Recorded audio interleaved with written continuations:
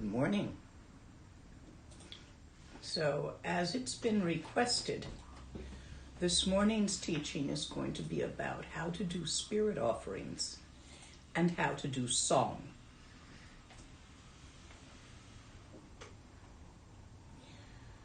You do spirit offerings to keep your local land spirits happy with you, because they can really make a mess of your house.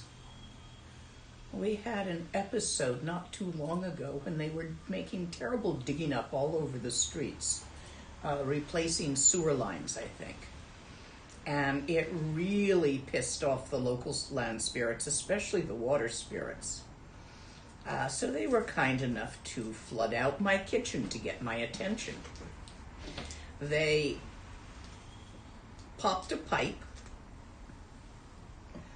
by excess water pressure, and then they froze the valve in line with that pipe so I couldn't shut off the water. So we had the water pouring out all over the kitchen for a good 10 minutes until we found the main for the house and shut that off. Yeah. And then there was a matter of washing every towel in the house afterwards that had been used to sop up the mess, etc. They do things like that when they want to get your attention and tell you that they are upset with the way things are going. I saw plumbers' trucks here and there about the neighborhood after that, so I don't think I'm the only one they bothered. So this is important. If you are going to be digging up a new garden, digging in the soil, laying a patio, doing any work outside, or if the public works is doing work around your house, that's a really good time to do spirit offerings. You can do them more often, anytime you feel like it, but do not do them regularly every day at a specific time, because you don't want them to be expecting it. And then one day you're off on holiday, they don't get the offerings they were expecting. They could take that amiss. These are not enlightened beings, they're just neighbors. And they get just as Nantalky as you do. So how to do that is what I'm going to show you today.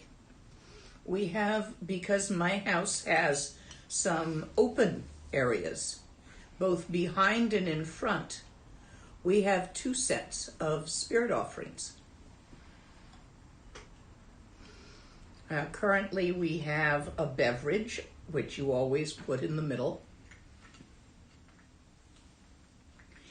and some lovely Concord grapes from a friend's garden, and some pretzels. Simple, but nice, arranged prettily. We have a bumpa. It's currently wearing green because that's the proper symbol for the last ceremony I was doing with it, and for land spirits or song, it won't matter so much what kind of clothes it has, but your bumpa should have clothes on, which means you tie a ribbon around it. Usually of a color associated with the ceremony. If you're doing a wong, it will be the color of the archetype you're working with. If you're doing a self-initiation, it will be the same way. The peacock feathers in the top of your bumpa stand for transformation. The story has it that peacocks eat poisonous plants, and it is by their transformation of those poisons that they manage to create these amazing colors that are rarely found in nature. Now, it may be that you don't have a bumpa, so what can you do? Get yourself a teapot, a very pretty little teapot. Take the lid off and go pick some plants that are not poisonous. Could you hand me that vase that's next to the cookie jar? This one? Yes. And just hand it to me for a minute and then it can be put back. This is fennel. Grows like a weed everywhere around here. I've got a whole bunch in my backyard. I use it and am planning to make a very nice digestive out of the seeds that are still in milk. But in the meantime, I stuck it in a vase until I get to that. It's time to harvest my fennel seeds in milk from the yard. But something like fennel or roses are edible, any non-poisonous plant. You can Google a plant and find out if it's poisonous. So you would just stand a sprig of that in the top of the teapot. Inside the teapot, you would put saffron water and any ground up mindrup or blessing pills that you had, just a little bit. The bumpa is the body, speech, and mind of all Buddhas of the 4 times. That's its symbolism. We will make it that by singing a manlam, statement. Not a prayer to something, but a manlam, a wish path, stating something. But before I begin, let me call in the lineage. Chuku kundu zongbo gombo Dorji sempa garab dorji dan Shire singe bardu shin labde Dedan mazam tata tusum chi Zogchen jupe lamala solo deb Ergin pema junila solo deb Dorji chang chitilo narudang Marpa mila gompo tsatsapa Na pupadang palden drupa suk Kagyu lama namla solo deb O chen lama namla solo deb Nru chen lama namla solo deb Shak chen lama namla solo deb Nyendu dang yundrun lama namla solo deb Pakondu zhongdang yerme pa gun garab dorji jin trag pa jetidang nisume pa e pa lamanam jetinte chong.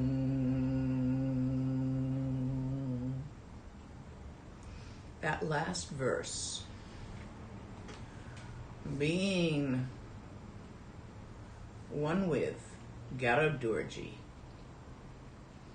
founder in the Nyingma of the Dzogchen lineage, lineage holder in the Bon of the ancient Dzogchen lineage.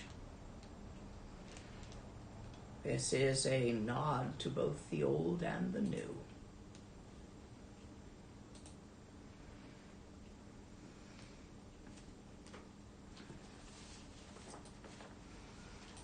It is good if you have, for the purpose of all ceremonies, a dorji and a bell.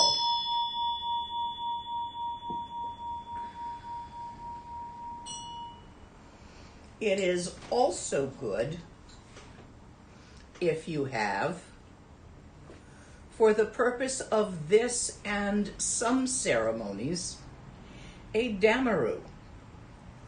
You can acquire these things either online from eBay, where I often see such things for sale at good and bad prices, or from your local Tibet shop at local prices, such as they may be in your area. Not a big chudamaru for this, but a smaller hand damaru.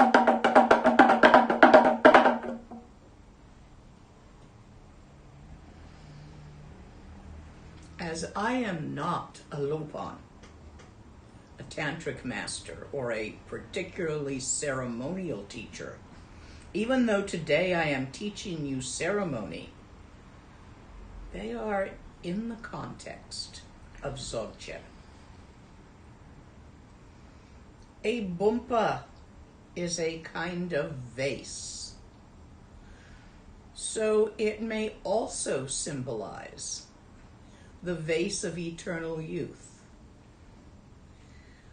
That is a symbol itself, that phrase, of being outside of the time-space continuum,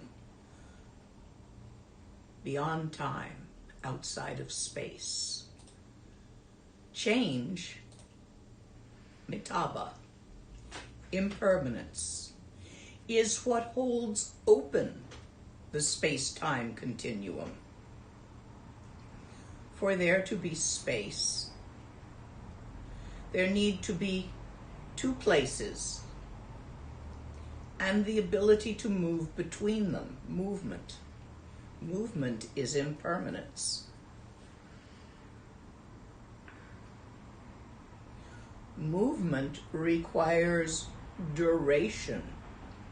It takes time to go from one place to another place. So when you have movement, you have the space-time continuum. Movement is the nature of impermanence. Everything moves, it comes and goes, it changes. It's born and it dies. Beyond the movement within the time-space continuum, outside of that, where there is no change, no coming and going, no birth and no death. The fourth time, this is symbolized by the words, the vase of eternal youth, which may be symbolized by an object vase within time.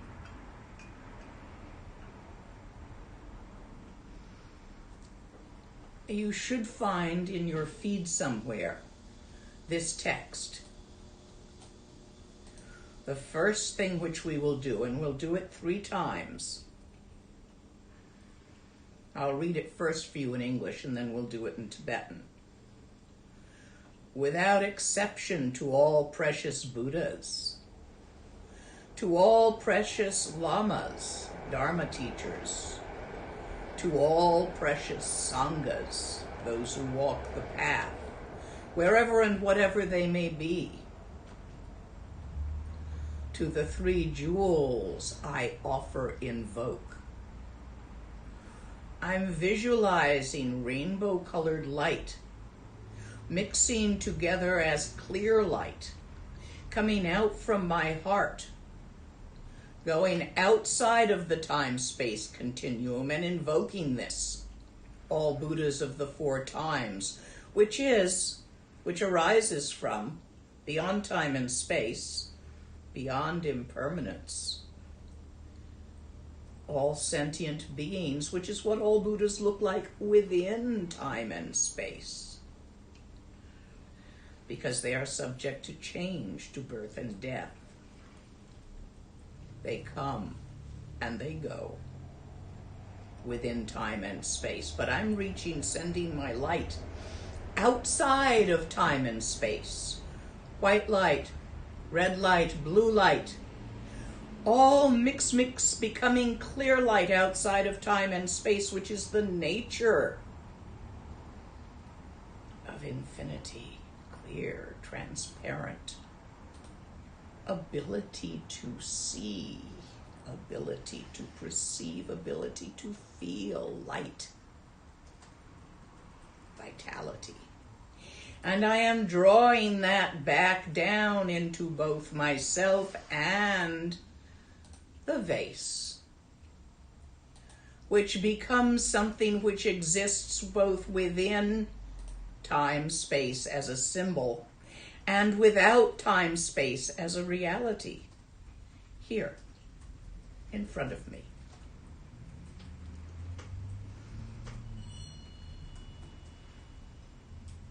Holding my Dorji at the heart center. Tombala me sanje rimboche, Tombala me tamcho rimboche, Tombala me gedun rimboche, Chabne kunchok sumla chopabu. Now, I'm sprinkling dootsie from the vase on the offerings so that they also contain the aspect of being beyond. Tombala me sanje rimboche, Tombala me tamcho rimboche, Tombala me gedun rimboche, Chabne kunchok sumla chopabu.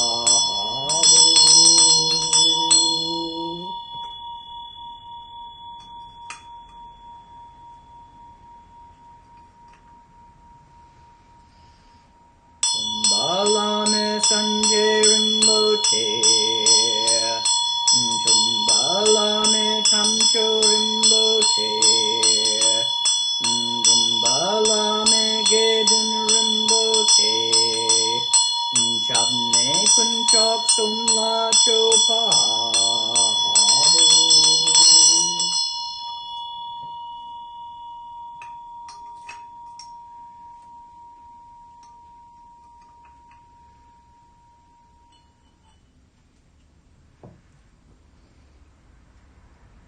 If you're using teapot rather than a bumpa, it's the stem end of the plant that you have found that is not poisonous that you will use to sprinkle. A few drops adhere to the stem.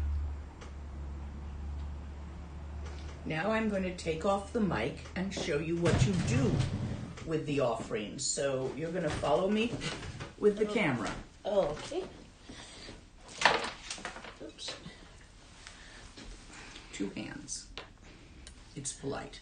Yeah, let me grab the rest of the... No, just leave it. Can't you just leave it and unplug it for a moment? Yeah, I can, actually. All right.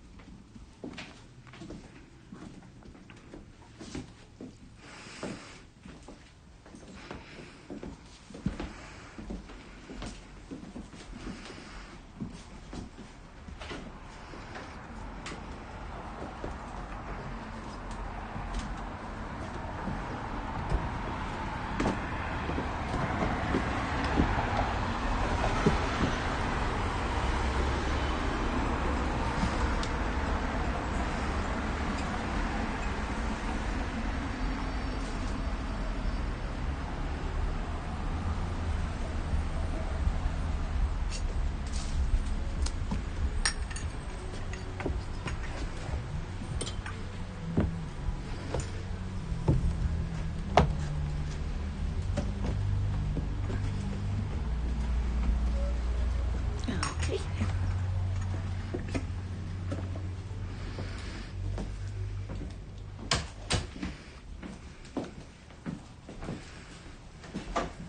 Once you set back up, would you take the back offering out?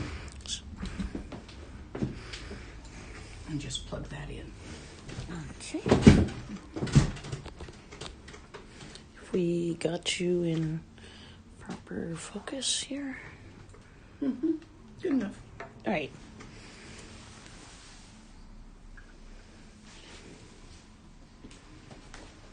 So at this time, Nyando is taking out the second offering to the back of the house. while I do the rest of it.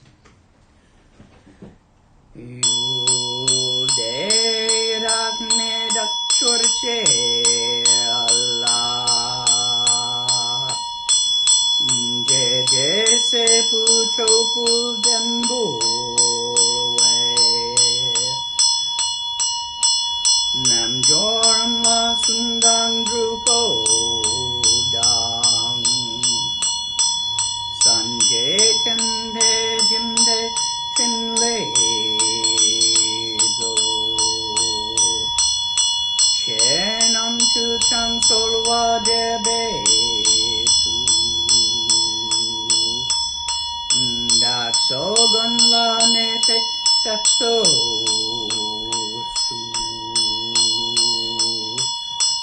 Nedang Ulpan Katsu Shewa Dang Chudang Tashi Pilwek Zedu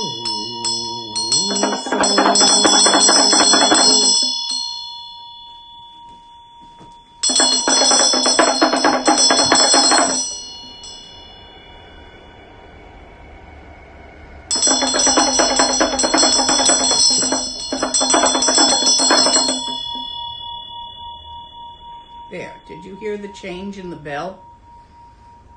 That's when you know it's been received. The tone of the bell changes.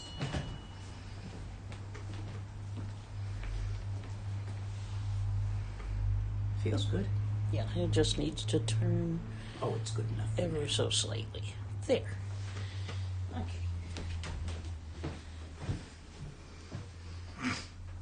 So, are there any questions about the spirit offering?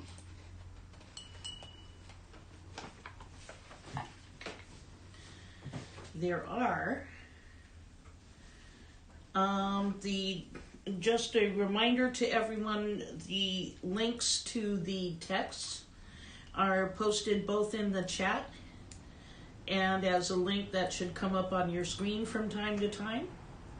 It's a photo album on Facebook. Moving on to the questions. How do these rituals help with practice? Are these necessary for esoteric pursuits? It's really hard to practice when your kitchen's flooded. It's very distracting. That's how they help.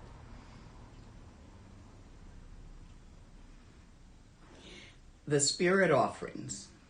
It is a lot easier to practice when things are relatively harmonious, when you have enough food to eat. Your roof has not blown off. A tree has not fallen on your house and you're having to deal with that. And find the money to get the roof put back. And call the plumber. These things, even if you're a good practitioner, will often be very distracting from a continuous practice. So under those circumstances, minimizing your distractions, simplifying your lifestyle. This is part of it. Keeping your environment supportive. Let me read you what you actually sang in the second part. To all land and place, kings, queens, and retinues. This is to the land spirits assorted. Tea, food, offerings, all this is given. That us yogis will be able to fulfill all our wants, help with this. That the truth of the Dharma shall increase in all that we do. You to whom this is offered, we request. I, whoever, all of us, in all the places that we go, in all the places that we are. May sickness, suffering, poverty be removed, war be removed, and peace and dharma and joy arise. All this is offered. Please lend a hand with this. So This is what you're saying. I paraphrased, because the literal Tibetan is very shorthand in the way it says things. So, yeah, in a place which is at peace, where the sky has not turned red and the sun failed to emerge, as it's doing around here these days, where ash is not constantly falling from the sky, where there are no virulent diseases everywhere, it's easier to practice. And this helps with that. Only certain practitioners thrive in turmoil. Oh, there's a few. Lama Topgel is one of them that I think of. And he definitely thrived in turmoil, and where there wasn't any, he'd go make it. But he was a very unique human being. Highly kinky, and he brought it into his practice. A couple of questions about the food and drink offerings. People asking, is there anything we should not offer? What else do they like, and what do they not like? They do not like leftovers. Things that are turning bad. Clean out the fridge. They like fresh food. Some of them are vegetarian and some are not. But you can always safely offer vegan or vegetarian food. You can offer cheeses and milk traditionally, yogurts, milk tea, black tea, wine, beer, whiskey. What you think is very fine that they might like. Local produce is probably most appreciated, familiar to them, since they are what makes local local. Next question, and when you get a chance, could you bring me my coffee from the pot, which I got it half made? All right. The next question is there a good or bad time of day to do spirit offerings? Dawn and sunset are very powerful for this. There are no bad times of day, but those are particularly powerful times of day. I would say high noon is perhaps not the best time to do it. The energies of when the sun is directly overhead are different. High noon and flat out midnight. Those two corners of time might be the least auspicious times to do this, just as dawn and sunset might be the most auspicious times. But really, do it at a time you can, and don't always do it at the same time. You don't want to train your local land spirits to expect an offering at a certain time. You want it to be a delightful surprise.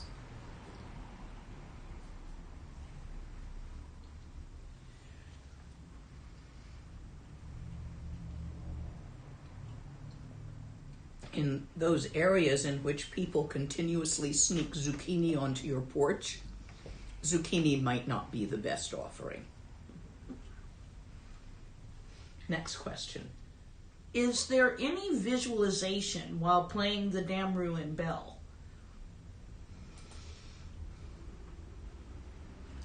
If you can, do it in Trekcha.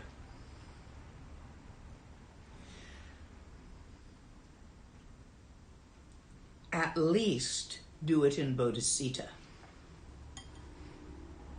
A feelization rather than a visualization of friendship and well-wishing, felt strongly, but not a particular image visualization there. You visited the Netherlands. Did any spirits or local gods come to talk to you? And what did they want? I've always wanted to ask.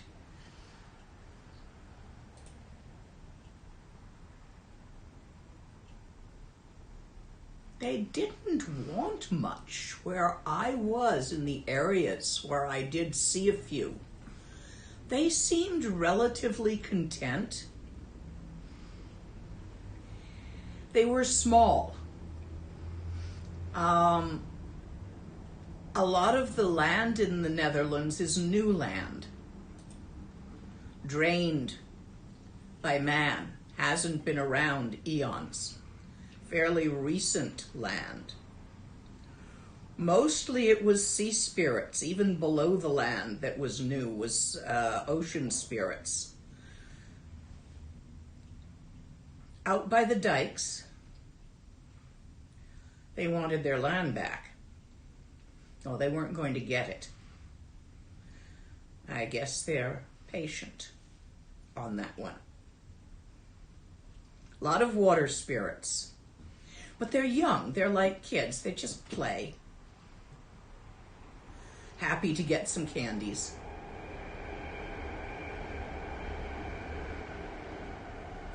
Not a lot of communication with them there. Not like England, where they kept reminding me of the old contracts with humans and asking why humans were no longer following them. And so glad to find someone who could hear them. And a lot of them wanted to come for teachings. In Holland, not so much. Little bit of discomfort around, some of them around one of the centers.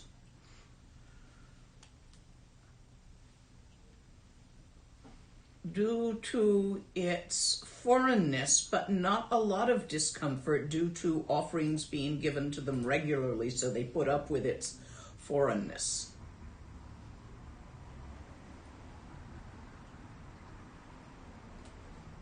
That's about what I remember from Holland. Mostly that they were all quite young. Got on okay with the humans, liked them well enough. That was fine.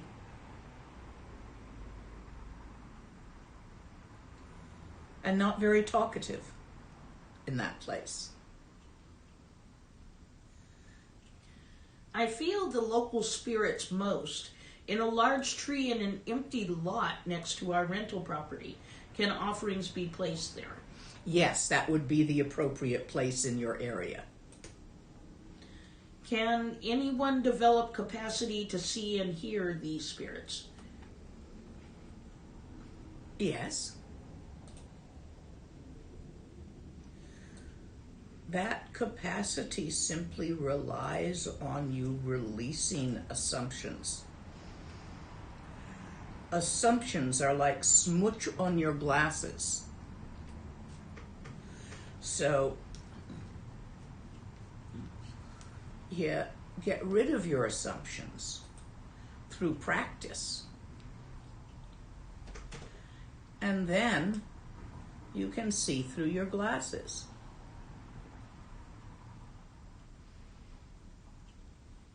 But if you just pick up the glasses that have been sitting around, when I first picked these up, they were smooched because I haven't had tiny texts that I've had to wear them for a while.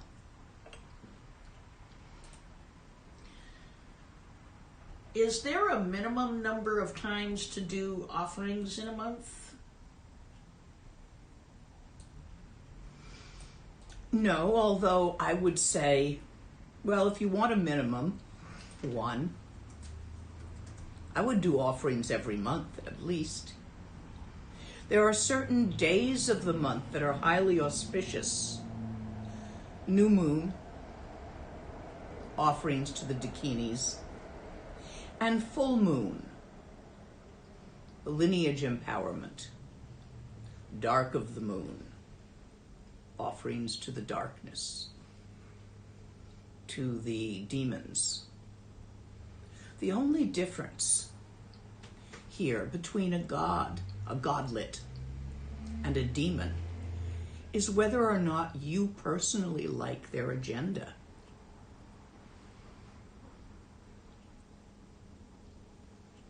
So we call some of these beings with a certain amount of power gods or godlets, little gods, land kings, spirits.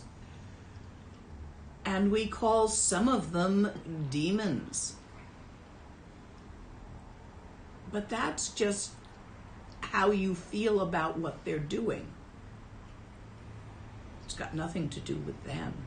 They're just themselves. Demons are very pretty. Like tigers. Tigers are an endangered species. You wouldn't want there to become no tigers in the world. They're beautiful, but not in your living room. Seriously. They eat people. The same can be said for demons, although currently they are not an endangered species. They're all over the place. Should practice be a replacement of the spirit offering practice? Yes. Especially powerful if done in the dark of the moon. Is alcohol necessary? No. Tea, milk, lassi, coffee. A beverage is necessary. Are there substitutes for the dorji, vajra, damru, bell? How to select one? Many styles of dorji are available, for example. Yes. There are 9-point dorjis. Predominantly, there's 2 categories. Let me try not to knock everything off with a microphone cord.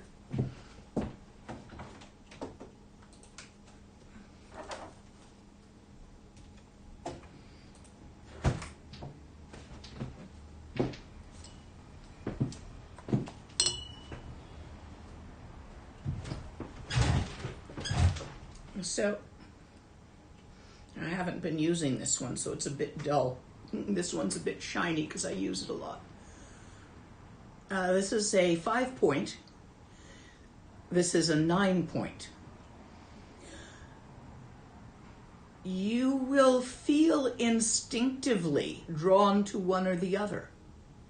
I'm instinctively drawn to 5-point dorji, to 9-pointers. I like the feel, and they remind me of the 9 local dimensions in which one sends visualizations.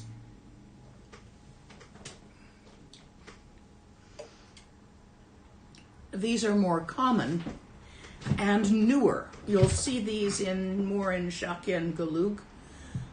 You'll see these more in Nyingma, and I'm not sure about Bon, which they prefer.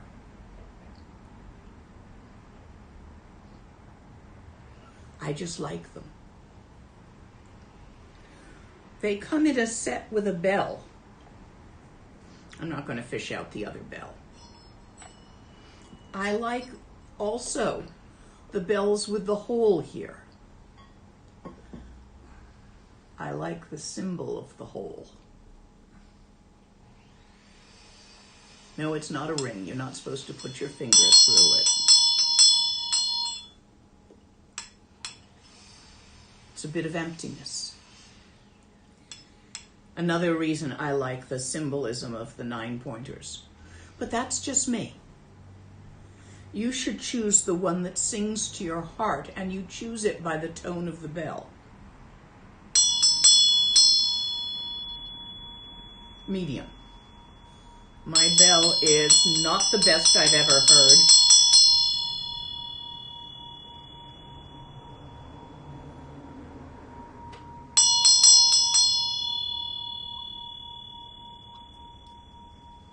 Should get an echo when you open your mouth on it like that. But it's not the worst. I had a very beautiful set that I was very fond of, gorgeous tone. But there's a little lama in Sopema who does practice beside the street, prays for people, does prayers to receive offerings, and shares all his food with all the stray dogs. Very kind man, very fine little Lama. And often gives teachings to some of the older folk who would be too shy to go to a fancy Lama. Anyway, he's very sweet and trusting. He leaves his Dorji bell and text there. He goes away. The monkeys don't bother him because they know he'll feed them. Although once I saw a monkey sit down and pick up his Dorji and bell, wave them around, ring the bell, and then pretend to read his text, mimicking him. But they usually don't bother his stuff. Well, this innocent, fairly young, small Lama, not famous, was traveling about doing his mendicant thing, probably coming back from Bodh Gaya, and he was in Delhi, in Majnutila, by the Gompa doing his ceremonies for people. And he went to lunch, leaving his Dorji and bell there, and somebody stole it. He never thought that anyone would do such a thing. So he couldn't pray for people without his Dorji and bell. He was really freaked out when he got back to Sopema, so I gave him mine and went hunting up a new set, which I think this is the one I eventually found. So he now has the really beautiful bell. In buying one, you should judge it by the tone of the bell. This is medium, not terrible, not great.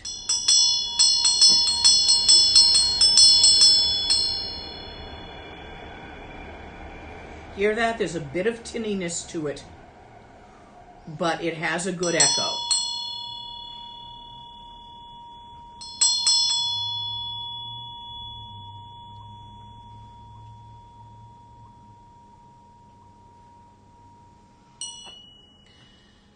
Do the spirits affect emotional state also? Can they make it harder to release attachments? Yes, many of them can.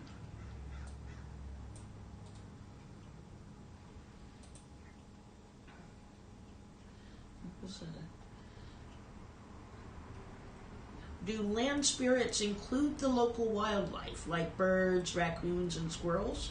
They are considered to be the pets of the land spirits.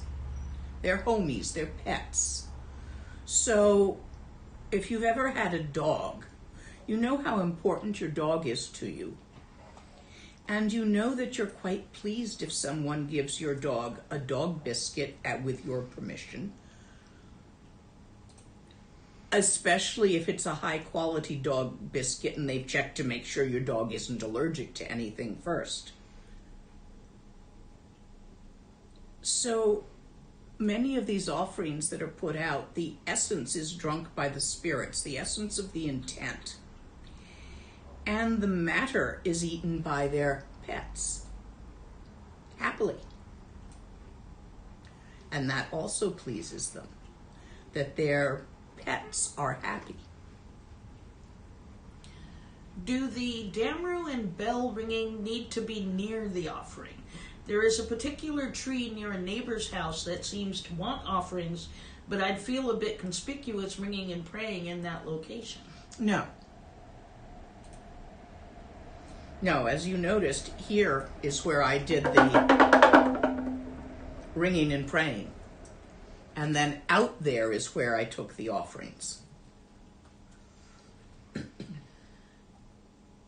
Many questions. I'm taking a minute here.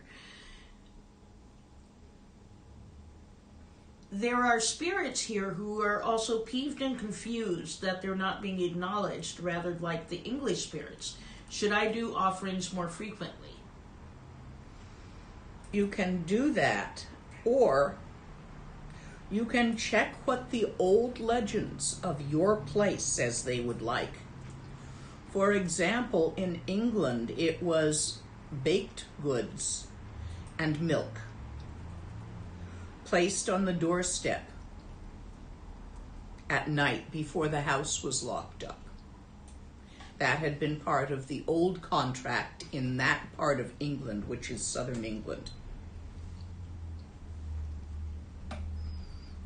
So do some research, anthropological research, at which tribe lived there, where you are, and see what the old contract was about, what used to be offered by those people, in what way.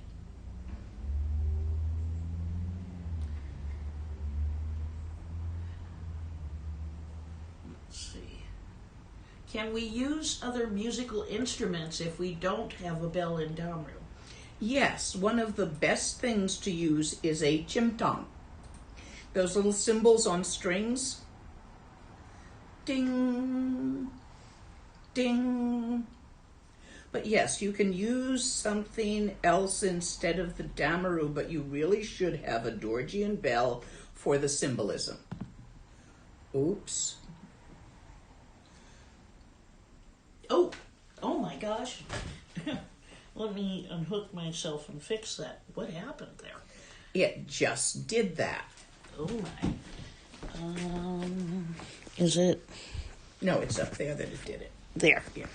There's something. That may have been a comment. Yes, you will need a Dorjian bell. The symbolism of the union of bodhisattva and sunyata is important. Nyanda? It died again? It just did it again. You may have to tighten something. Yes. Okay. Please pardon us while we deal with technical difficulties. I think the, I see what's going on. Okay. What we're going to do is take this and hook it back around here, and that should take some of the weight off of that. That'll work. That should do it. There we go. Okay. That should behave itself. Please behave yourself. We have more goodies. Other questions? I'll try and project for this one. I find this aspect the most unnerving about the practice. It confuses me and interferes with practice. Any remedies? What do you find unnerving about it? How does it interfere with your practice? This I am not understanding. Well, perhaps a follow-up from that. Yes. Meanwhile, there's a couple of questions about, communicating with demons and elementals. Mm-hmm. Can we influence or even tame harm-causing demons to follow the Dharma and stop harming others? Only by your example.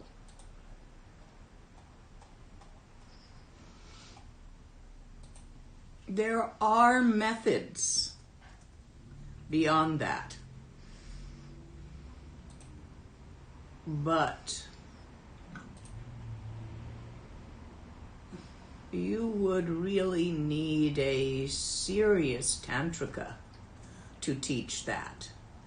I suggest you go to, what's the name of our local bond teacher? He was at the back to school night. Tenzin Namjo? Tenzin Wangda. Wangjo, Wangjel. I think. Tenzin Wangjel Rinpoche is local here to the Bay Area and a true expert on such. And I would suggest and refer that question over to him. I do believe there are methods, but I don't know them. Who else might know those?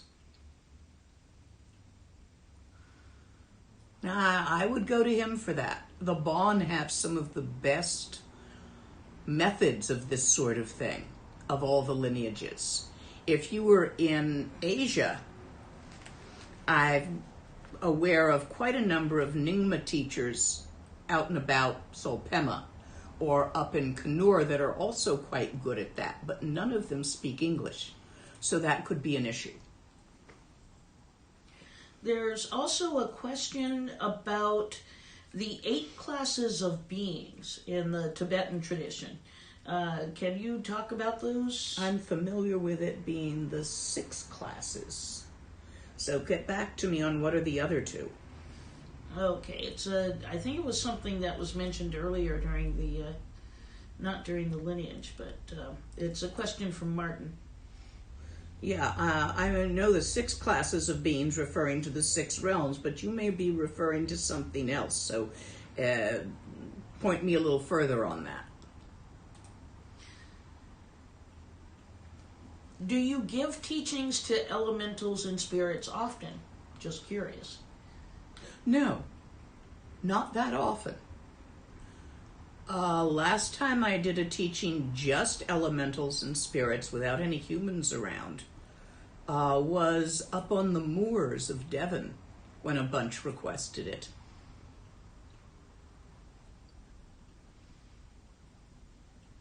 Now, a certain number of elementals have always attended Rinpoche's teachings, and a few come to mind, but not that many, and mostly when we're way out in the country. A couple of questions about if you're making changes to the land around your property. For example, mowing the lawn, which might kill a certain number of insects, or burning wood during the winter for heat, which might also kill insects and spiders and whatnot. Does that disturb the land spirits? Is it appropriate to do an offering for that? Mowing the lawn is pretty minor. Burning wood is also pretty minor, but it's not a bad idea to do an offering every so often. More major changes, absolutely, like installing a patio or a gazebo, digging a ditch, putting in a water feature or a swimming pool. Okay, let me see what else we have here. You seem to have frozen on Facebook, but I'm not seeing any problems with connection, so we'll keep going with the questions till it catches up. Let's see, it's just cut off. Regarding liking or disliking a demon's agenda, how do you know when to subjugate them?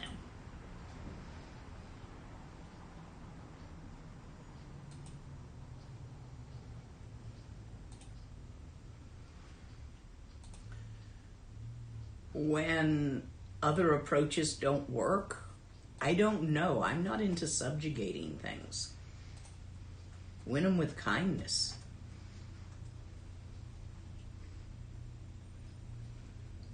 It's back, so whatever it was, a hiccup.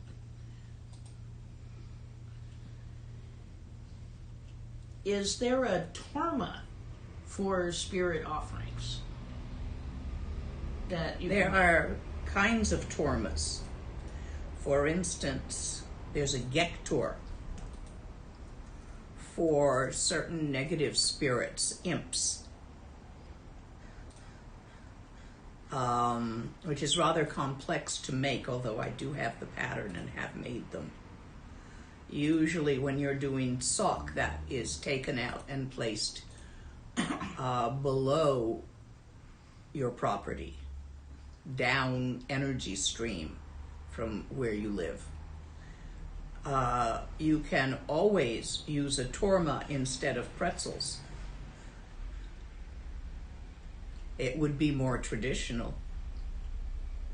Or a few small tormas.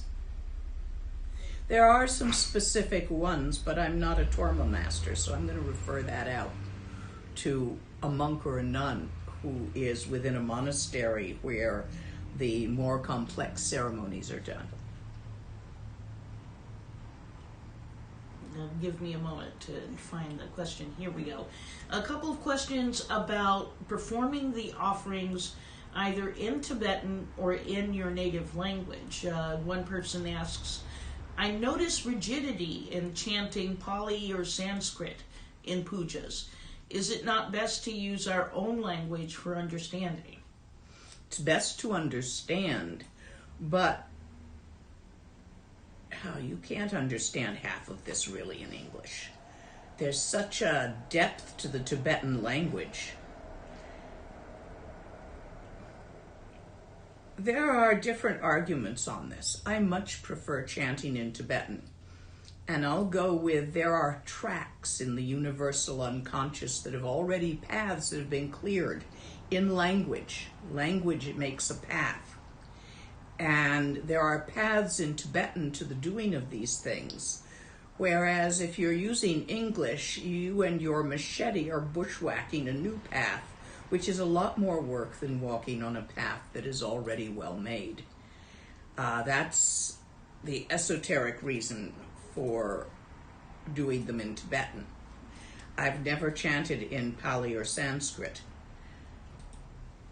although I'm sure those would work. Now, the spirit offerings, that I would suggest chanting in the ancient language of the place, if you can get them translated into it. We did get them translated into ancient Hawaiian for use out there. Much appreciated by the land spirits. We had a place on the side of a volcano, active volcano. So we really did need friendship with the land spirits a great deal. The place was precarious.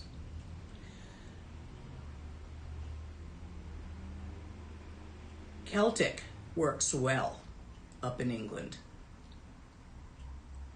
Old Welsh, if you go further north.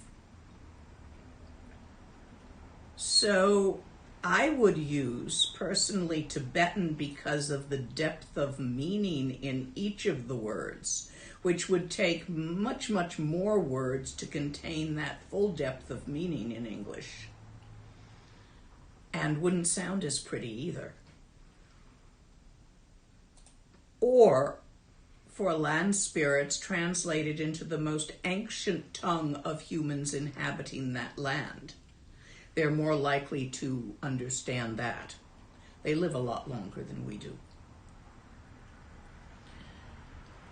Can you make the offerings at home and then take the offerings themselves out into the countryside? No, I would go take the text and the Dorji and Bell and Damaru.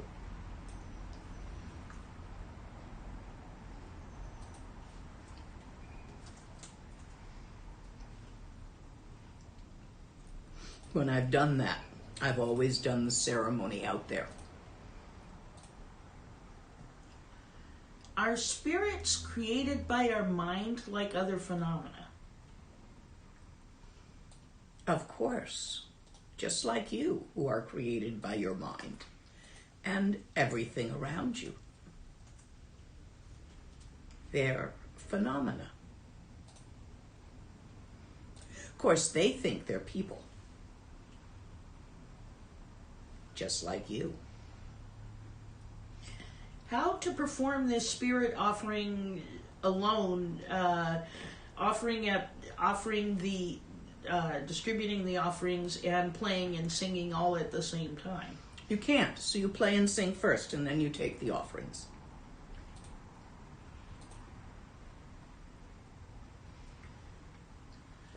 The person who was unnerved earlier gave a clarification. Yes, please. I feel fear. I overcome it easily thinking that my fear is created by my mind, but this stuff validates my fears.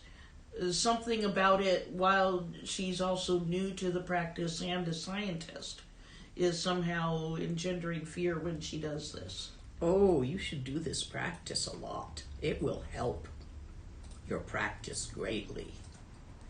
You see, if you manage to step just one step to the left, your belief in scientific theory will shatter, and that's what's scaring you. As a scientist, I would recommend you read up on quantum theory, which may assist you in taking one step to the left, metaphorically speaking. This is scaring you because it just might work.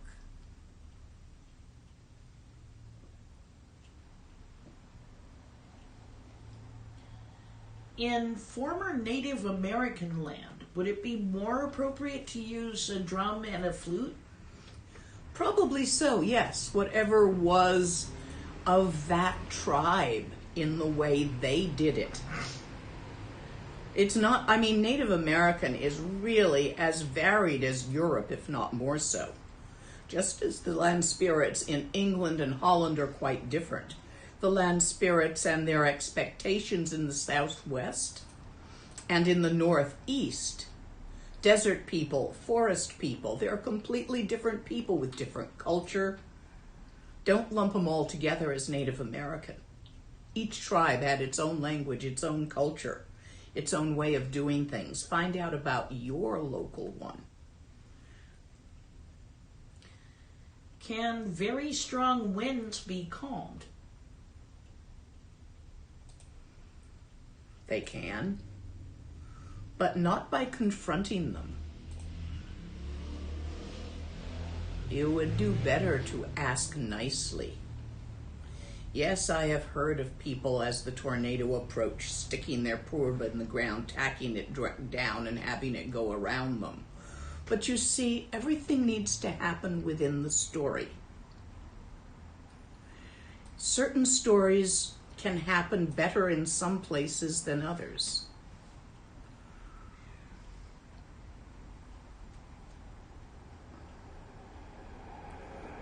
I will explain more about how you make the story when I get to the Mandareva teachings, since I will teach it both on the Sambhogakaya level, the Dharmakaya level, and the Nirmanakaya level, where the story must arise. So if the story of you stopping that wind cannot occur in that place and time, due to the karmic patterns arising, you will not stop the wind.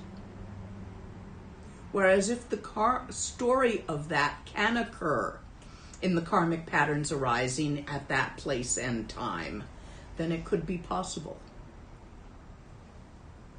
Nobody does miracles. They happen. For as long as there is a doer, a doing, and a deed, you can't do that. When the doer, the doing, and the deed are no longer separate, such remarkable occurrences tend to arise. But you don't do them. You. A couple of different questions about the spirit offering prayer and its availability in other languages. One person's interested in finding a Celtic or Welsh version since they live out near Wales, somebody else in Hawaii. Good. Ask the old people. Someone will know it. I don't know it. You go find it. Send me a copy. Why do we sing the prayers instead of just recite the words? Is there a difference in the way the spirits perceive the prayers when we sing them? More energy. Singing in itself is an energy. In Tibetan, a poem, the word for poem is the word for song.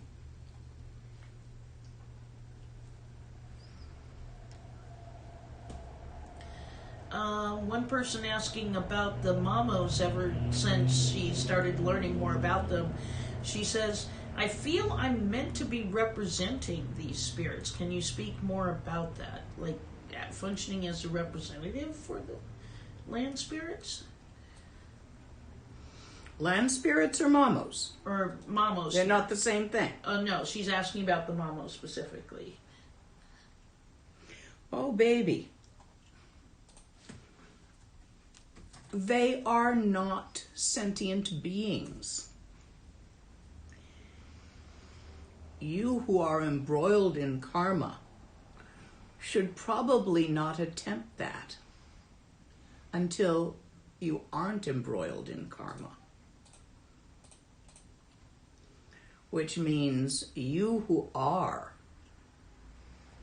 who don't know that you aren't, had better not be messing with that until such time as you know that you aren't beyond the least shadow of a doubt. I've noticed a few times during Dzogchen teachings that rainstorms happen. Downpour, and then of course the rainbows afterwards. Can you speak more about that? Yes, this is a common occurrence. It occurs. The karma created by the teaching and receiving of Dzogchen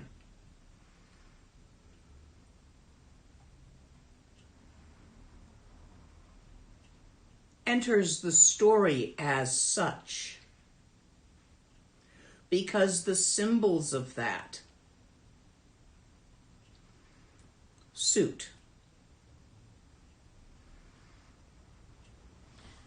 One question about whether it's appropriate to, if your apartment's on the 5th floor of a building, to put the offerings out the window. Yes, provided you can be pretty damn sure you're not going to hit anybody on the head with it. You know, even a falling cookie, as it gains speed in its fall, could do a bit of damage to the head of a small child.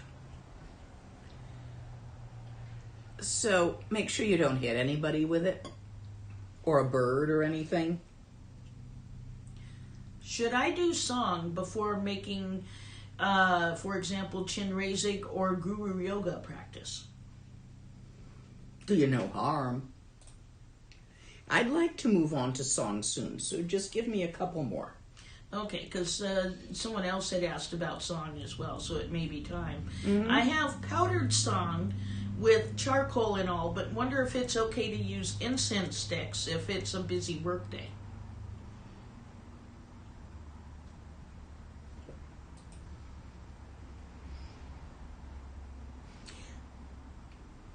Not traditional as song, but I believe it would work.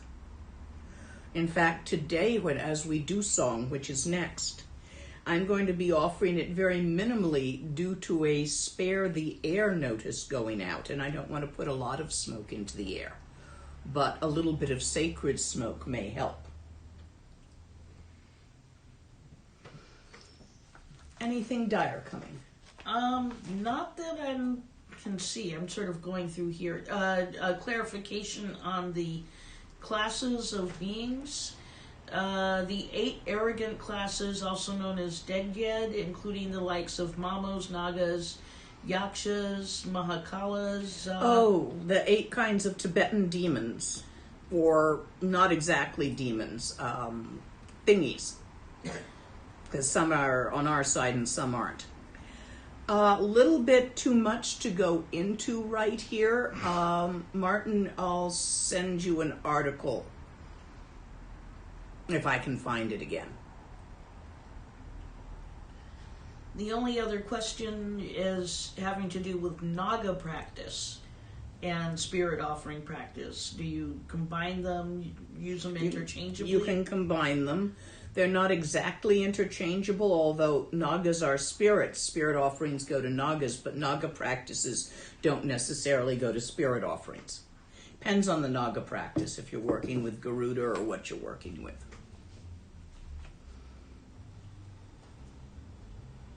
Let me start on song. What you want to realize, the basis on which song is based, by making illusory offerings through illusory practice, you gather illusory accumulations. You cause illusory gewa. From that, the illusory result, which is the perfection of wisdom, arises.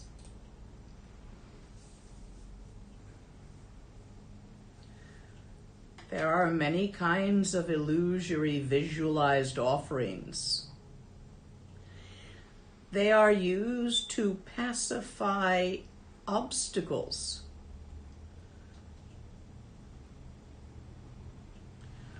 There are obstacles that keep the Dharma from awakening in this lifetime. Obstacles can be poverty, distraction, compulsion to go play video games, or to watch strange YouTube. All sorts of obstacles do arise. So, let me talk a little bit about the song itself. It should not have been acquired through Digpa. That is, it should have been bought with money that was not earned by wrong livelihood, by killing, stealing. It needs to be a pure offering. And you don't want to be stingy with it. It should be clean and made cleaner, purified. Beautifully arranged, which when we go out there, you'll see I have a nice plate.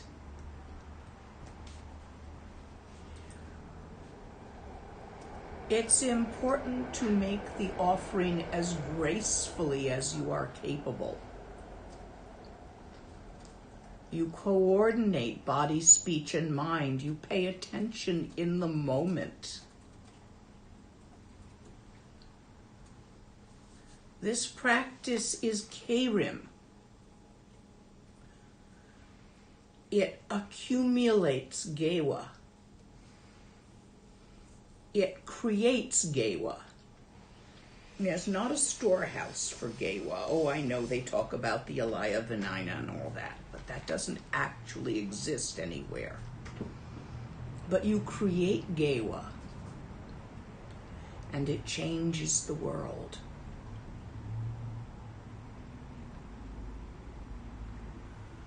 It begins with taking refuge in a rising bodhisattva, as should any practice you do. Wishing that as a result of the Gewa created, all beings attain the absolute perfect enlightenment, perfect awakening. You do it visualizing yourself in the form of the Yidam, your Yidam. If you do not have a Yidam, it is good to use Chenrezig.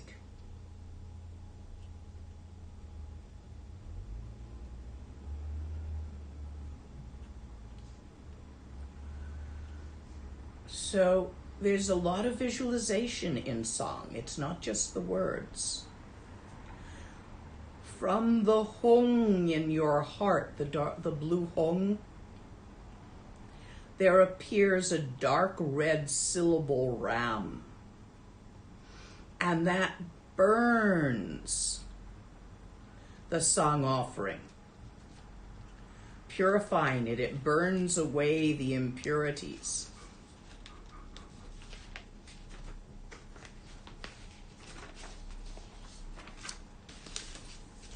From the syllable Yam, which also arises and comes out of the dark blue Hong in your heart. A great wind arises and scatters the impurities. And from the syllable Calm, which arises from your heart, infinite water arises which cleanses them, and with this they are purified within the emptiness of the absolute space of the great primordial purity, the Dharma Dhatu, beyond any conceptualization.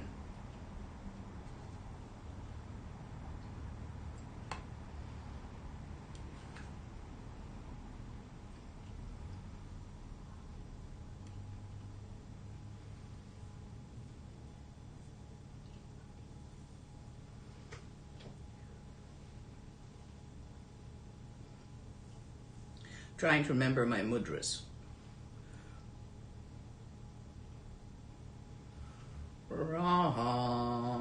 goes up. Yam. No, yam is the wind. Looks here. Yam. Kam.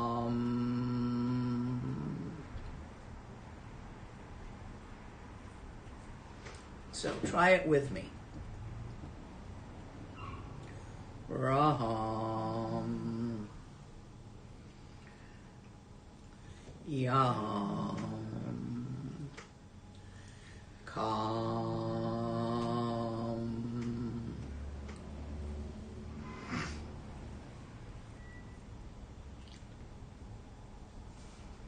Then, remember, you're still the yidam, and this came out of your heart, these syllables. You visualize yourself as the yidam. Still that. From the heart comes a white om, surrounded with little tiglies. These little tiglies, each one transforms into a precious vessel, deep and vast as the sea, spreading out to fill the whole universe inside the white om, representing the essence of the enlightened body of all Buddhas. The red ah, the essence of their enlightened speech. The blue hong, essence of enlightened mind, rain down from the absolute sphere, beyond time and space, the fourth time.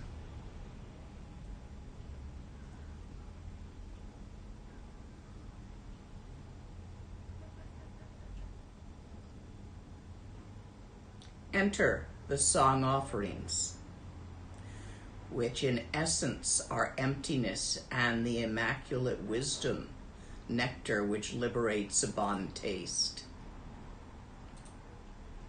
They take different forms in the perception of the various guests, appearing as beautiful visions, sounds, scents, tastes, touch, riches of enjoyment.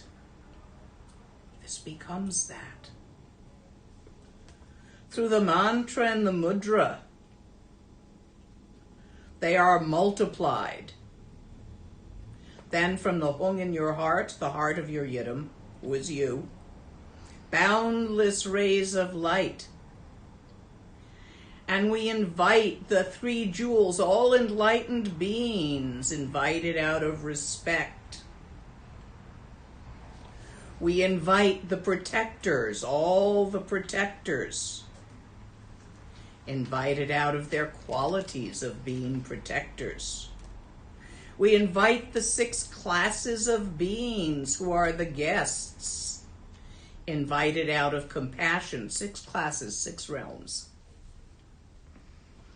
And the obstacle-making guests to whom we owe karmic debt, all manifest in physical form out of the absolute space of the Dharmadhatu, like bubbles suddenly appearing in water or lightning flashing in the sky, they arise, filling the universe. We recite the lines for inviting the guests. We consider that they appear there before us in a single instant, directly perceptible to our senses, and we request that they take their places.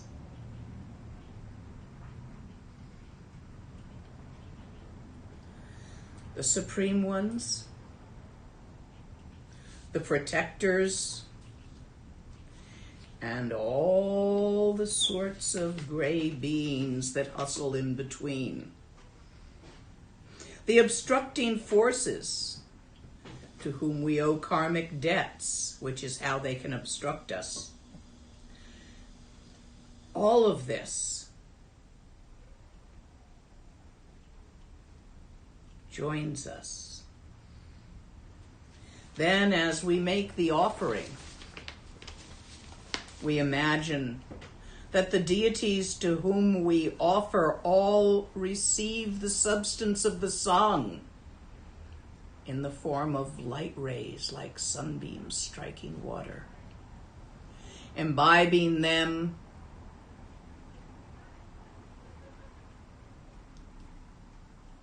sipping them through straws shaped like vajras. Straw is bodhisattva.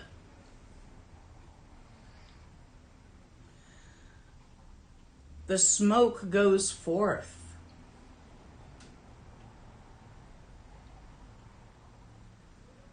and is spread in the forms that will be enjoyed to the entire world. Can you see how you do this?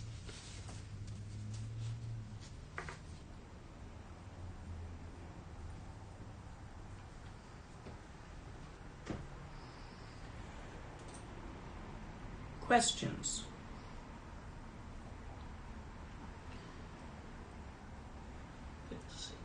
Some people were asking about the text you were reading from. That's different from the text that we've posted, yes? Yeah, no, that's notes. Okay.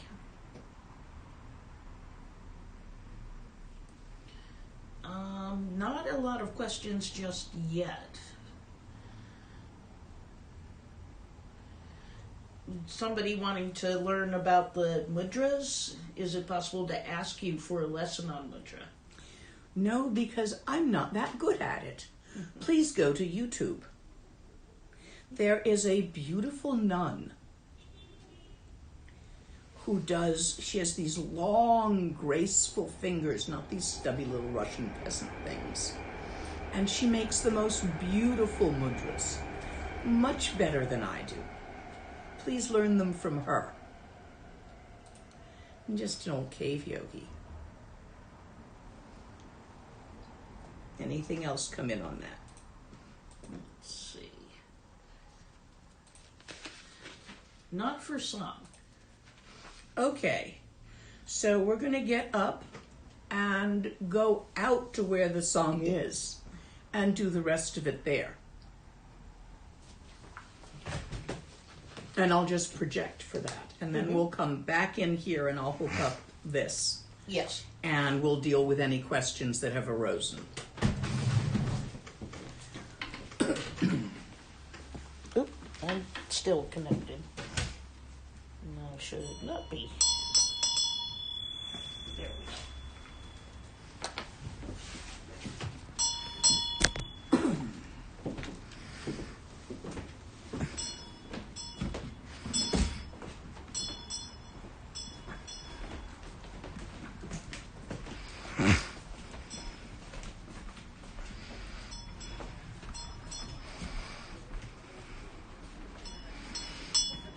Yep. I just heard voices and wondered where they were coming from. Ah. I'm behind you. Mm-hmm.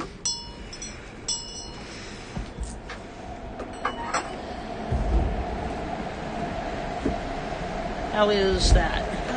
Down a little, we want to see the table. Good. Okay. So, this is my song setup.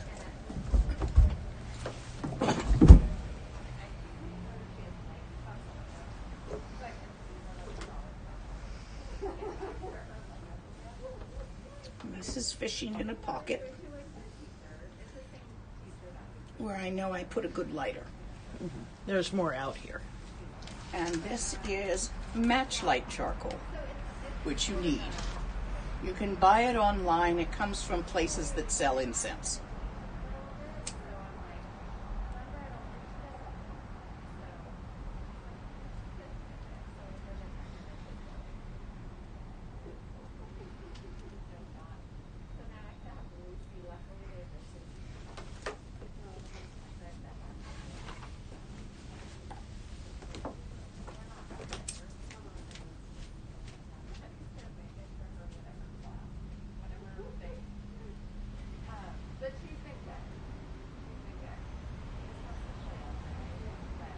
Okay, that's going. This is a abalone shell, which the Native Americans in this area used. This is my song. Lighter, fan, bumpa, dorji bell, text. We start with refuge.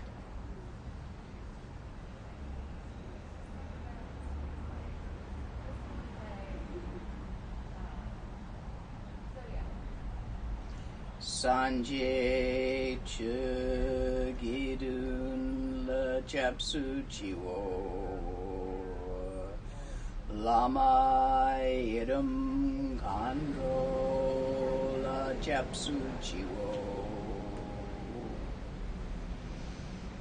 Tsalung Tigle La Japsu Chiwo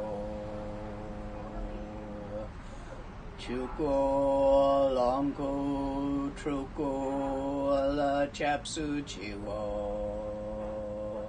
Rang Sam Tong Sel Ngo La Chapsu Chiwo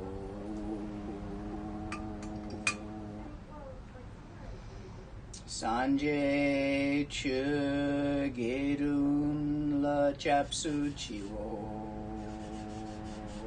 Lama Idam Kandro La Chapsu Chiwo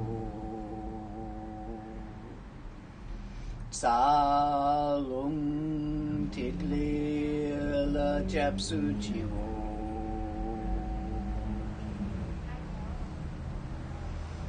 Chuku Longku Truku La Japsu Chiwo Rang Sam Tong Sel Ngo La Japsu Chiwo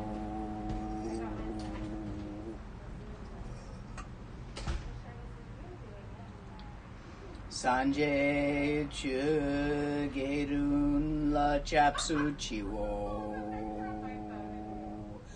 Lama Idam Kandro La Chapsu Chiwo Salung Tigli La Chapsu Chiwo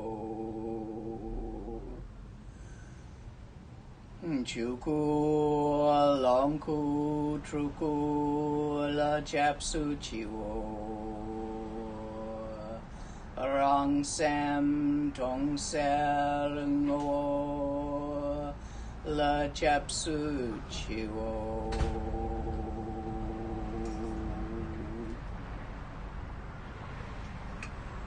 And then generating bodhisattva. Zang cho ge she zel tigle she ro kun rip sum dak ne kun da sung tu ke tel ko lun drup nang shi nang shonu bum go dro a sem ke du.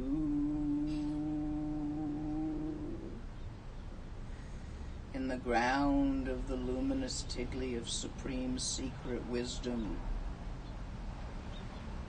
may the three obscurations of all beings be purified, with the four visions spontaneously perfected in the tigli of the wisdom body, speech, and mind. May all beings be liberated into the youthful Vase body. For this I generate the heart and mind of Bodhisattva.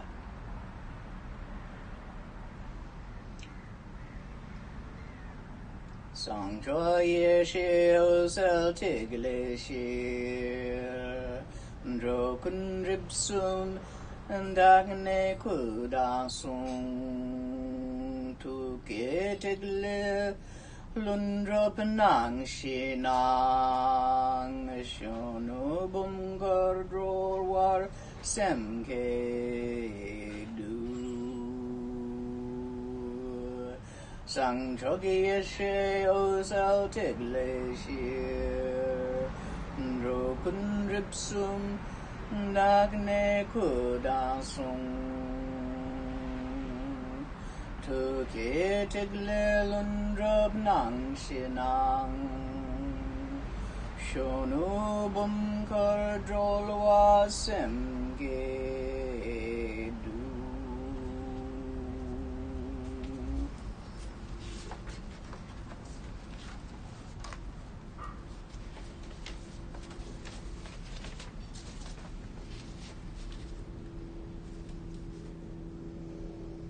There are a number of song offerings. This is a brief one.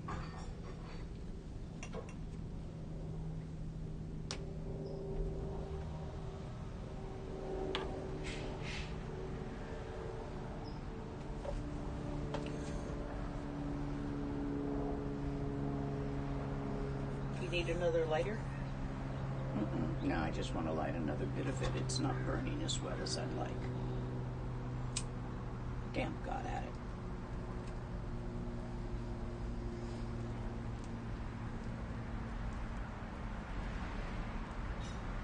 Bring me a candle from the dinner table.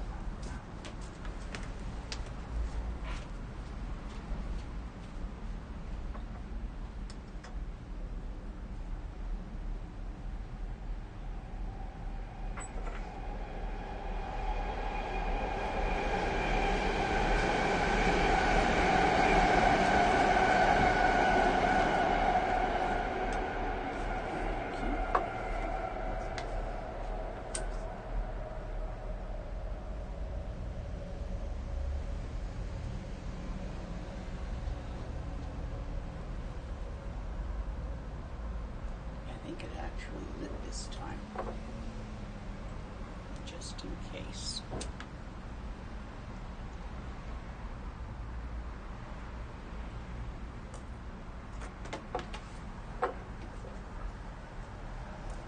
Yes.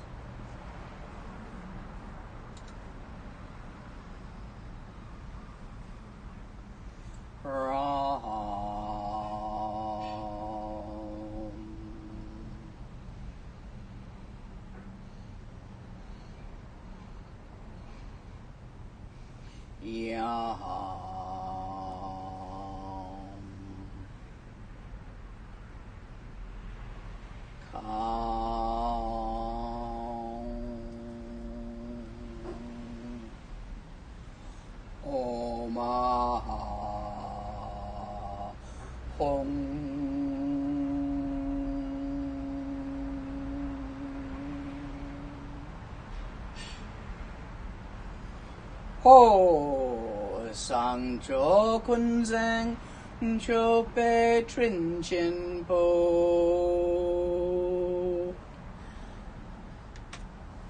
Lama iram sang je chang sem sang Awo kan ro nor chuk yang nor la sang Dralo erme ne she ter da sang Go e la gon nimpo tam che sang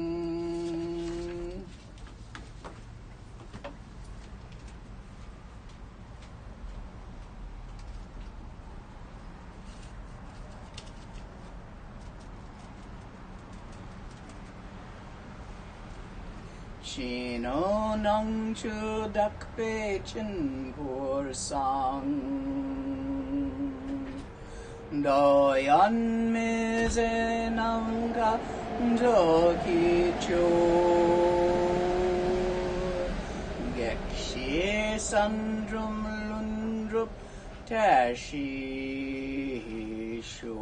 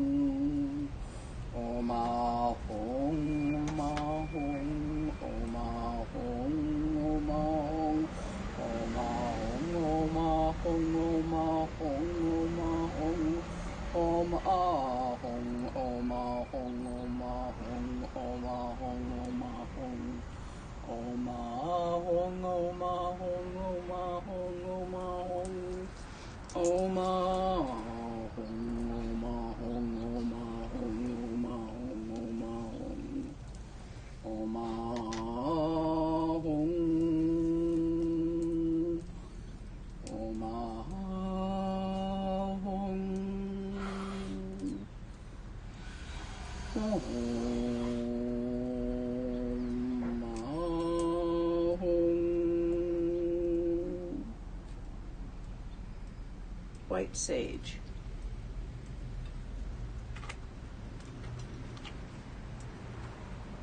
From the natives here. Dried juniper from the Tibetans.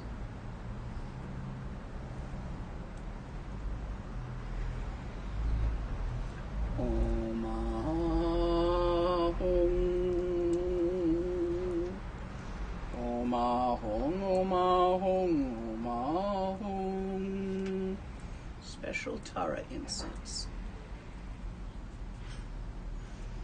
Om Ahom, Om Ahom, Om Ahom, Om Ahom,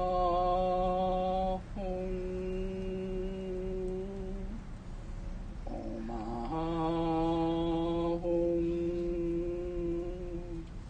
Om Ahom, Om Ahom, Om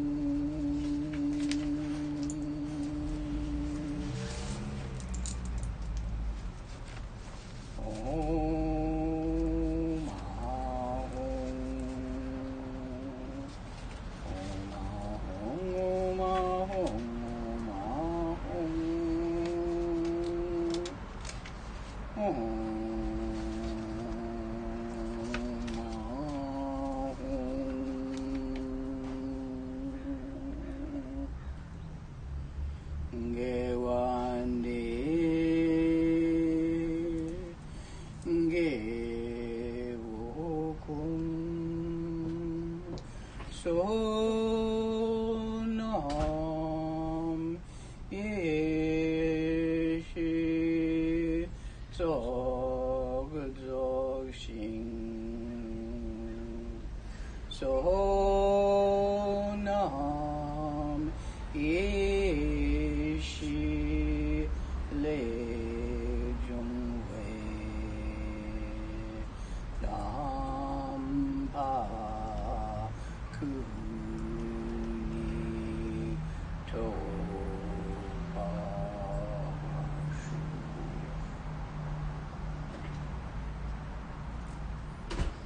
And this is song. Is someone in this house? I don't think so. I can go look. No, later. Oh, yeah. I just kept hearing the door to it. No, I think you're hearing construction over on Eric's side. Ah, must be. He's had projects going there. Continue. And it's fine where it is, I Yes, think. it can sit there. Yes, that's tile, it's a shell. Yeah, that's why it's set up on top of this. You really want to be very careful to put your song so it won't start a fire. So I have it balanced on a rather lovely bowl, which is empty, which was made by a friend. And that really insulates, because these shells can get quite hot.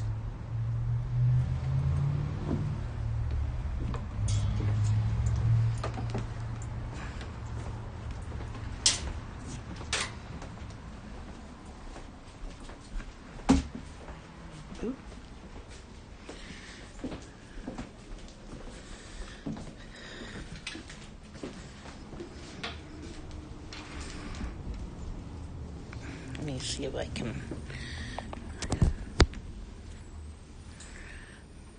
Okay. There.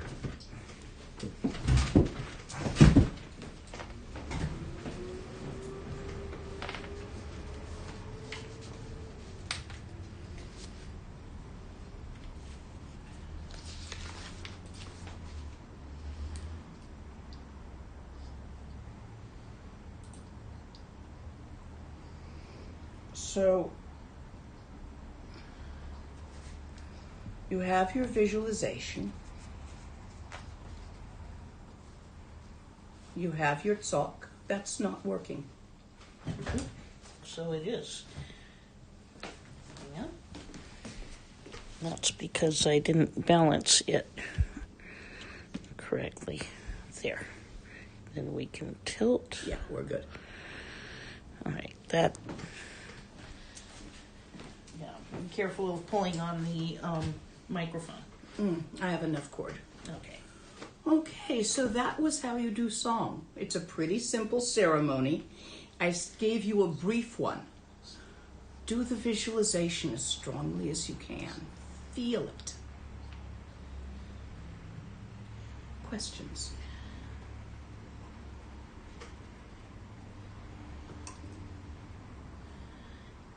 Can you say more about the Tibetan red wisdom pill and what it means if it's offered to someone?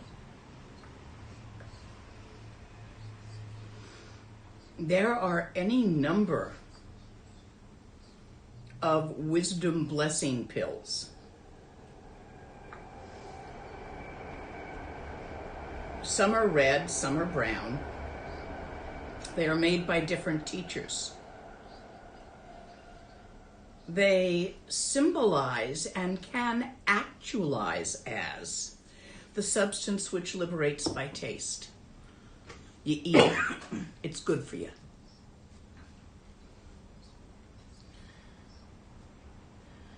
I've used old cardboard and leftover paper, etc., as my fuel for song, then sprinkled the incense on top. Is that okay? Yes. Generally, you would put a little wood and let it burn down to coals. Burning paper is okay for starting a few wood chips, but it doesn't leave the right kind of coals for doing song nicely.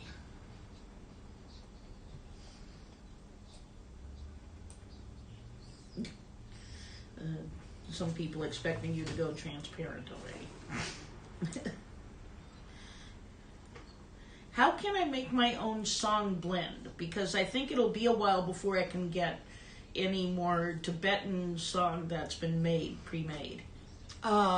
Juniper, white sage,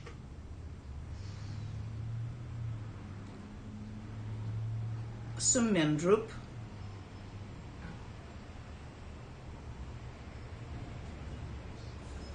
bit of incense, like a Tara incense or a Tibetan incense. Any precious substances you might have around, like some shavings or dust from turquoise or coral, some gold dust or a bit of gold leaf ground in. The more valuable, the better. Grind it all up and there's your song. That was the short version. There are texts very complex about how to make proper song and what goes in it. But that will work with the proper visualization. I have a juniper tree. If anyone wants to come over in the Bay Area and prune it a bit, they're welcome to take home a whole bunch of juniper to dry and share with friends.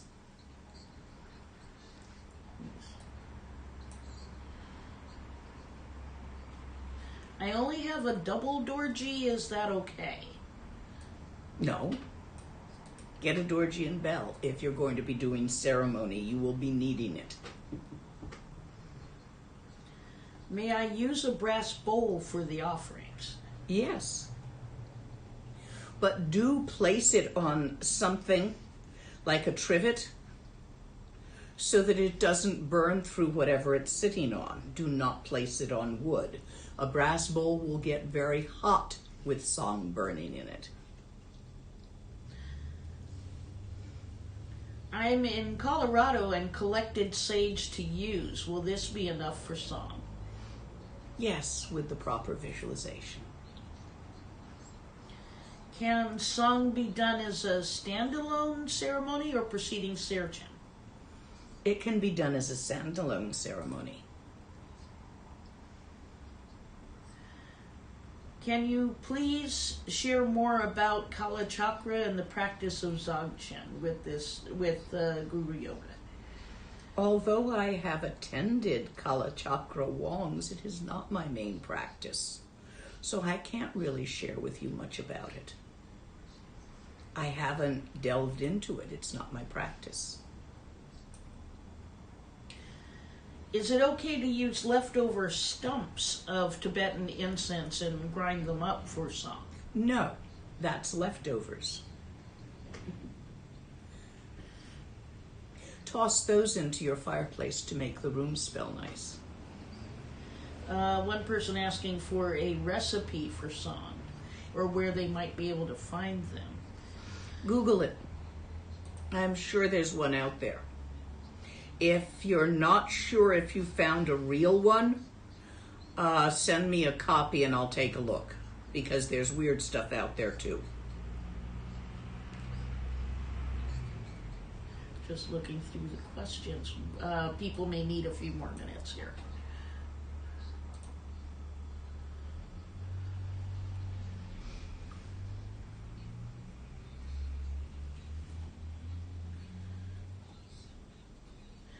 One person asking, what is the name of the nun with the mudra lessons on YouTube? Do you recall her name at all? No, but I'll find it for you.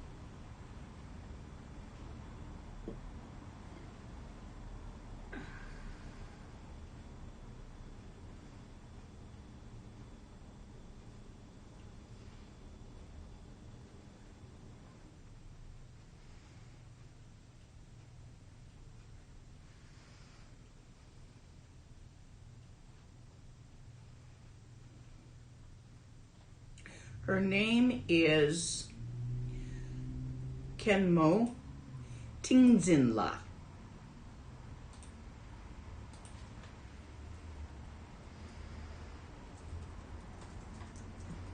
Kenmo Tingzinla? Tingzinla.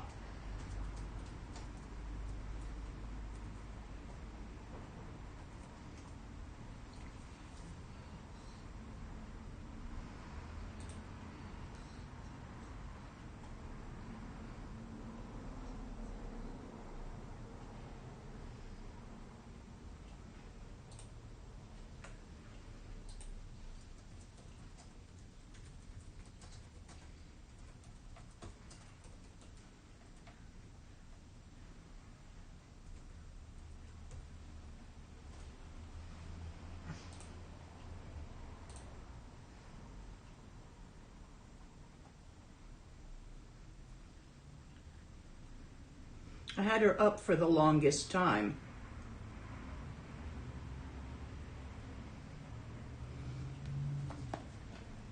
And I think that's her. It looks like her. Can song help with the environmental symptoms we're experiencing? Yup. How do you find who your yidam is? Do you do a astrology? Start with Chenrezig. Take Chenrezig as your yidam until you feel a great attraction to one of the Mahanatara archetypes. And then go get the wall. Can we somehow ask local spirits if we want their help? For example, in finding work?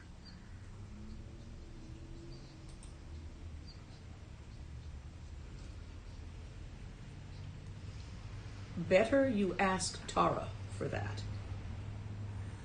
Ask your local spirits for help in continuing your practice for the sake of all beings. If finding work will assist you in doing that, they'll see to it. But don't be specific with them so much.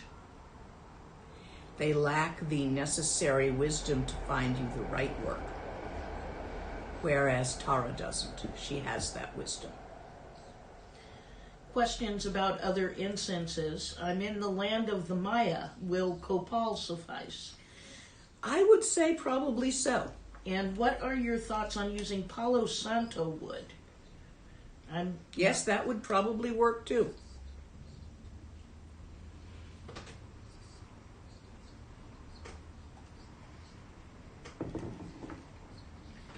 White sage is not Tibetan, but I use it around here. I figure local ones anyway are used to it, so they'll like that. Why would one do a formal song like Riwo Sangchud rather than a short informal one? Powerful.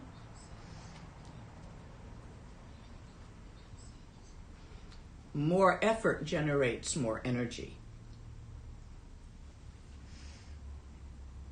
Many of you out there are not going to be at this time capable of a full Riwo Sangcho or even the long mountain offerings. So this is one that everyone is capable of, which is why I chose to teach this one. Does Riwo Sangchud have an outer, inner, and secret meaning? As I understand it, removing obstacles is an outer meaning.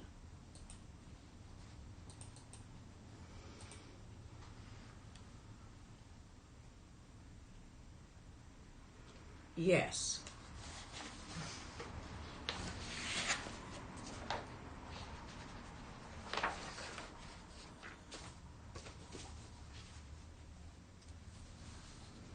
Need to look at the text for a moment.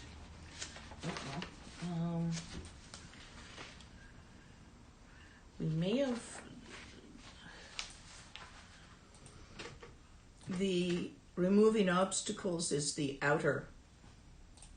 Bodhisattva is the inner.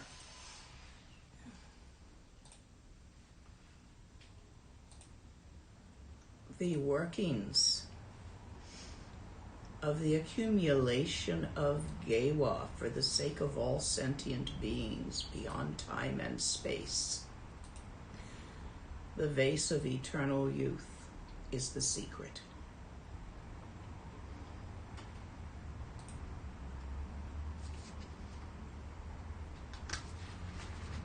Riwo Sancho is very nice. It's just longer and possibly a bit beyond many of the people who are new to this. And those of you who are able to do Riwo Sancho probably already are doing Riwo Sancho.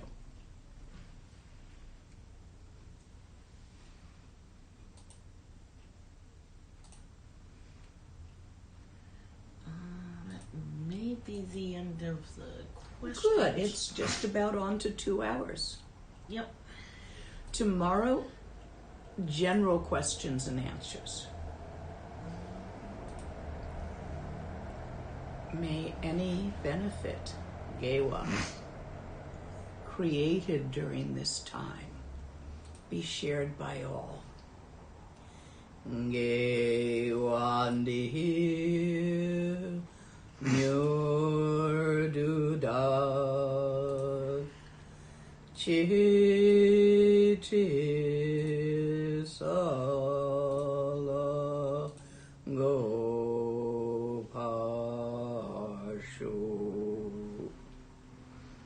if any of you are interested in working together with one of our yogis, or perhaps the children of one of our yogis, helping them with their schooling, please contact me by email. It's a small amount, the equivalent of $20 to $25 a month, usually sent twice a year, that will keep a yogi in retreat or a child in school. Very valuable thing to do. A source of gewa. A sharing. Because we're all in this together. If any of you wish to offer dana for these teachings, there's a button on my webpage, a PayPal button, and you can do it there. And that's all for today. I'll see many of you tomorrow. Okay. Remember, we're all in this together.